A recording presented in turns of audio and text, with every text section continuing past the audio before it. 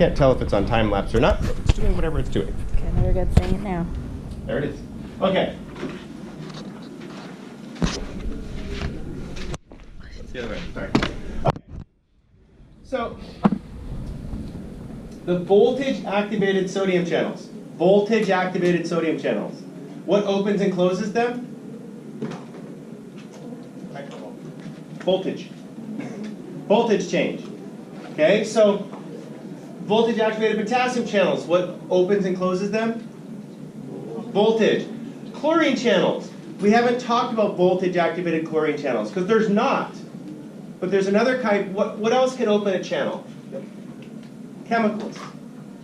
Anybody remember the neurotransmitter that opens chlorine channels? GABA. GABA opens chlorine channels. So far, so good?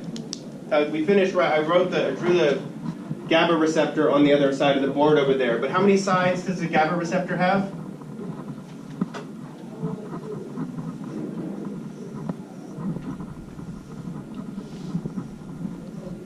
It has how many sites? Come on, use words. Even if you say the most obvious thing ever, it doesn't matter. So it has how many sites? Three sites. Okay, the 3 sites. GABA binds to one of the sites. What was the molecule look like that I drew?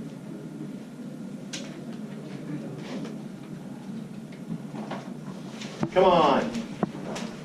It had the word beer on it. It was written red. I wrote it over there.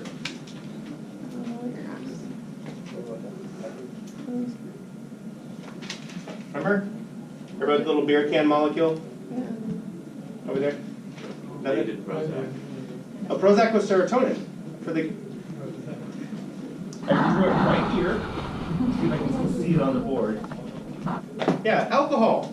I had a little red can right here that said beer on it. Triggering any memories whatsoever. Okay, good. A few nodding people. Good. You stop. Crazy. I don't know what you're asking. Okay, so now. Yeah, I wrote it down. Perfect. I just don't know what you're asking. Okay, so tell you. Okay, that's fine. I should be more clear. So the GABA receptor has 3 binding sites. One of them is for a neurotransmitter called GABA. One of them is for alcohol. One of them is for Valium.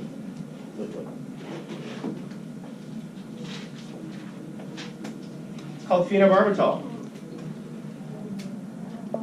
Back when we were kids, they were called Reds. Now they're like Xanax and Ativan and Lorprozepam or all sorts of Valium. Yep, there's another one. Those all activate this GABA receptor. What do you think all those drugs do? Slow down the neuropotentials. They slow them down. Okay, so what's cool about this is that what if you mix alcohol and phenobarbital? Oh no. Dead. Yeah. You can die. There's one of the drugs like Rohypnol activates the phenobarbital, so the person has a drink and they become extremely drunk under one drink. It's a very dangerous drug. Please be careful. But if you've ever watched the movie The Hangover, you know. Okay. When he hits the guy with the tire iron. Ah. Okay. So alcohol activates the GABA receptor. Phenobarbital activates the GABA receptor, and GABA activates the GABA receptor. They all do the same thing. They all let chlorine into the cell. That's why mixing alcohol and phenobarbital together is very bad, because it increases the strength of the alcohol. It increases the amount that the alcohol is affecting you. Okay, so at rest, pumps and pores, these are closed. So far, so good? So now, how do I send a signal?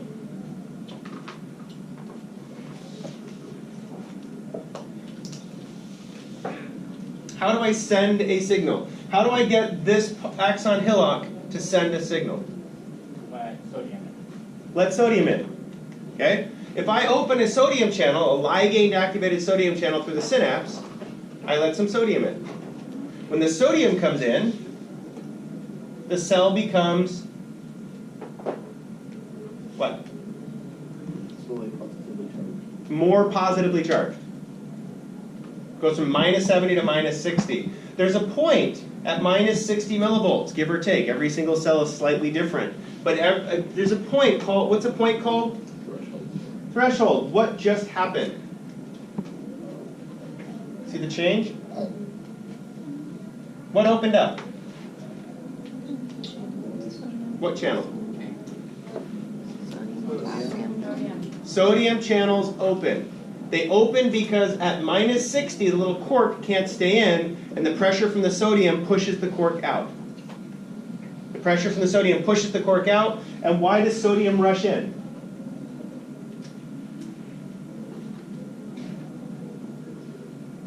Because it's positive.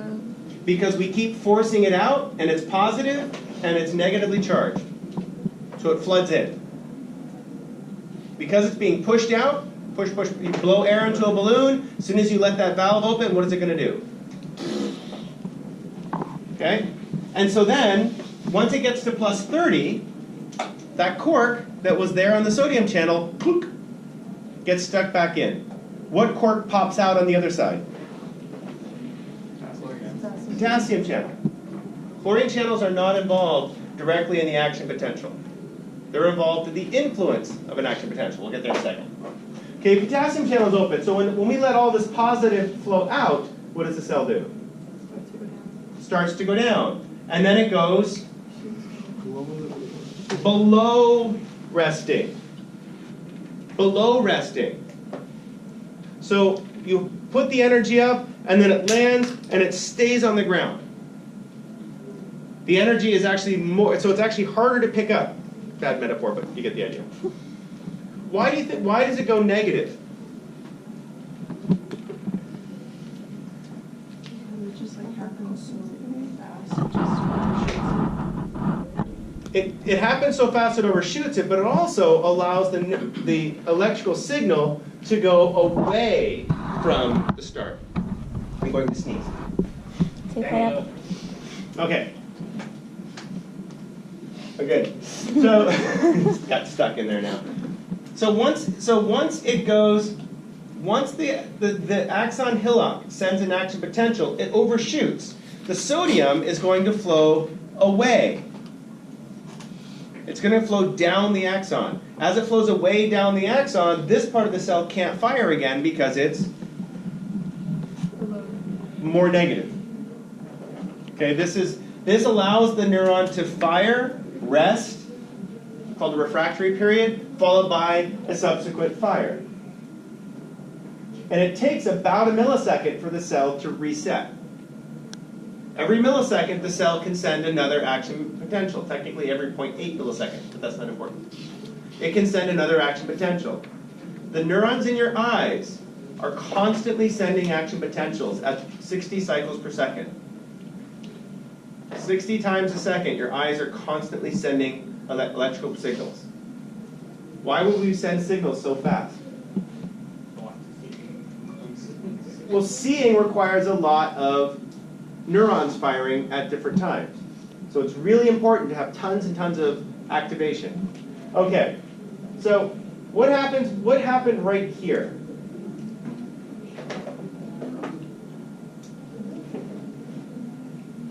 What would cause a rapid hyperpolarization? All of a sudden the cell becomes even more negative. Chlorine. Or potassium. Potassium, if I open potassium channels, it slowly goes down. If I open chlorine channels, it goes down fast. Okay, so on a cell at rest, are there already potassium pores open? Yeah, that's what helps keep it at minus 70 millivolts. If I open more potassium channels, it slowly goes down. Okay, it's a general inhibitor. But if I open chlorine channels, it goes down really fast. Have we heard of chlorine pumps? No, there aren't chlorine pumps, but I don't. There aren't chlorine pumps. So when the chlorine gets added to the cell, it has to diffuse out. It takes a long time. It's a much stronger negative effect. But there are potassium pumps. I let potassium in, it gets pumped, I let potassium out, it gets pumped back in. The pumps are always running. Then the cell returns back to normal. Okay. Okay, we'll go through these. We can go through these. I forgot how to use this. So there's two ways to make an action potential. There's two ways to make an action potential. One. Anybody a Simpsons fan in here? There's a great episode where the kids come to their dad and say, "Dad, we'd like a pool." To prevent an entire summer of, "Can we have a pool, Dad? Can we have a pool, Dad? Can we have a pool, Dad? Can we have a pool, Dad?" we suggest that you get us a pool now. And Homer goes, "I hear your proposal and accept." That is called temporal summation. If I have a little tiny bit of sodium leaking into the cell, okay? Little tiny bit of sodium, is that going to affect the membrane potential of the soma? A little tiny bit. But what if I had that little tiny bit 1,000 times? Little tiny bit, but 1,000 times. Is that going to cause the postsynaptic cell to fire? Yes. Has anybody had a little teeny tiny rock in their shoe? Yeah, it's amazing how debilitating a little tiny rock is. You'd think we're pretty opposable thummy and we're pretty good. You get a little tiny rock underneath your flip-flop and you're completely disabled. It's because it's a very small stimulus, but it's high frequency. High frequency. Little glass splinter in your finger. It's very small, tiny, but it's very, very high frequency. It's very overwhelming, yeah. I was hiking Cow's Mountain and some guy was doing it barefoot. Wow. Yeah, if you're smart, you can easily be barefoot. You just have to actually not kick rocks. Being someone who's clumsy, I wear shoes. I work out barefoot though. I don't wear shoes in the gym, and so which is kind of gross for other people. I don't care.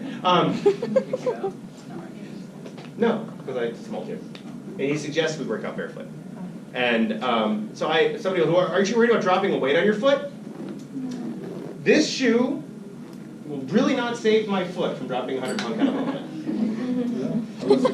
It'll just keep all the parts in one place. And if I'm working out in steel-toe boots, I'm taking myself way too seriously. That's why it's like With the short shorts and steel-toe boots, and I lift things up, I put them down. Okay, so now he was wearing boots and short. yeah. Okay. So now there's another way of doing this. As opposed to having one very small stimulus, high frequency, you could also have a bunch of small stimuli. So what if a bunch of neurons are all sending the signal at the same time? That's called spatial summation. So remember, a dendrite is thousands of branches off a soma. If one is getting a high frequency stimulation, it's likely to fire. If all of the branches are getting low stimulation, is it likely to fire? Is anybody Catholic in here? So when you go to like the Catholic Mass, like when they have one of the complicated prayers, it's like all of a sudden it goes mumble, mumble, mumble, mumble, and then everybody knows like a few words, and they go rah, rah, rah, and they get really loud, and then it goes mumble, mumble, mumble again. And good morning. The reason why it gets loud is because if everybody's making the same frequencies at the same time, what happens to the volume? It gets louder. But if it's just noise, when everybody's saying slightly different things at different times, it's quieter. So spatial summation is just like that, where if a bunch of sodium is leaking in from different sources, that can also cause an action potential. What causes most action potentials?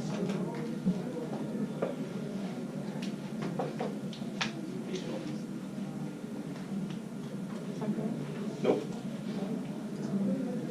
Every neuron has its own spontaneous firing rate. Every neuron is always firing, constantly. Every neuron has its own leakiness.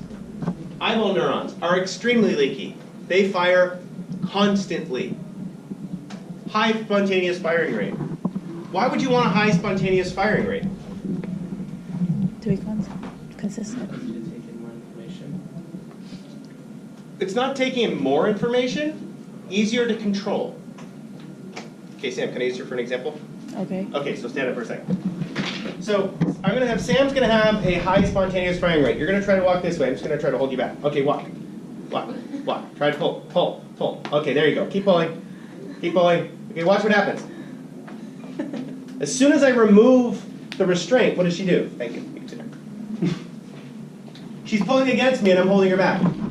As soon as I let go, what does she do? Lunges forward really quickly. Is it easier to move forward or easier to hold back? Hold back is a much easier mechanism than move forward. Think about your car. Your brakes have 4 moving parts. How many moving parts are in your engine? More than 4, I hope. Unless you have an electric motor, but that's not important. Okay. But so your brakes literally are 4 parts. So you think about it that it's much easier to stop things than it is to start things. How do transmitters work? How do neurotransmitters work? What are the 3 different types of transmitters? Should be up here somewhere.